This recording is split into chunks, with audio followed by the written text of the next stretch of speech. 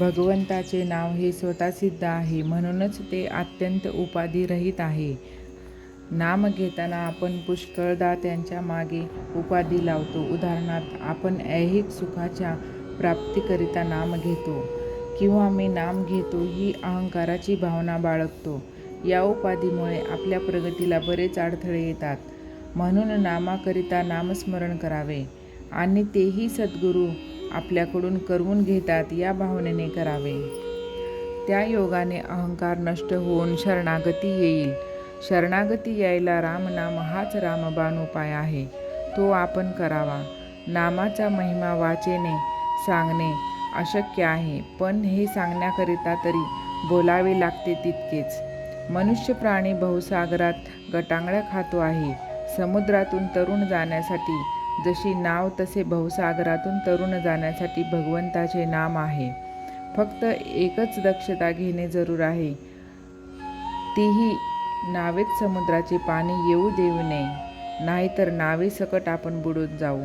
त्याप्रमाणे संसाररूपी समुद्राचे पाणी नामरूपी नावेत येऊ देऊ नये, म्हणजे कोणत्याही प्रापंचिक अडचणीमुळे नामात व्यत्यय येऊ देऊ नये. तसेच नामाचा उपयोग संसारातल्या अडचणी दूर होण्याकरिता व्हावा.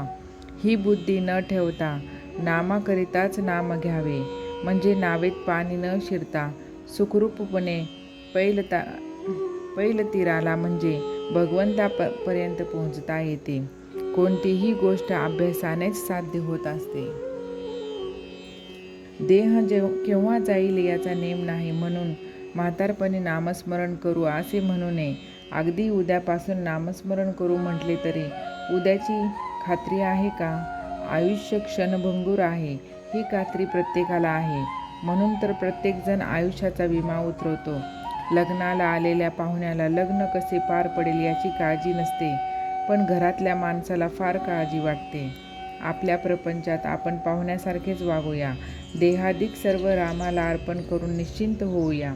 सोन्या मोत्याचे दागिने घालणारी श्रीमंताची बाई असू द्या, बेताचे लहान दागिने घालणारी मध्यम स्थितीतली बाई असू द्या, किंवा चांदीची जोडवी नुसते मंगळसूत्र घालणारी अगदी गरिबाची बाई असू द्या, सर्वांना कुंकू ज्याप्रमाणे सारखेच असते, त्याप्रमाणे कसलाही भेद न ठेवता नाम हे सर्वांना सारखेच साधन आहे. सूर्य हा फक्त प्रकाश देतो, पण त्यामुळे अंधार आपोआप नाहीसा होतो. तसेच नाम हे भगवंताचे प्रेम वाढविते, मग आपले दोष आपोआपच नाहीसे होतात. भगवंताचे अस्तित्व आपल्याला जास्त पटत चालले, किंवा भगवंताच्या कर्तृत्वाची साक्ष जास्त अनुभवास येऊ लागली की परमार्थामध्ये आपली प्रगती झाली असे समजावे. जसे भगवंताच्या नामाचे आहे, रोज थोडे पण अगदी मनापासून मोबदल्याची अपेक्षा न करता नाम घ्यावे.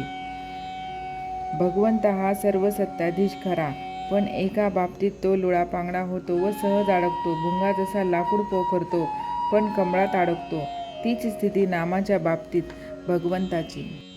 नामात प्रेम येणे ही फार उच्च कोटीची स्थिती आहे. ती अगदी सहजासहजी मिळत नाही.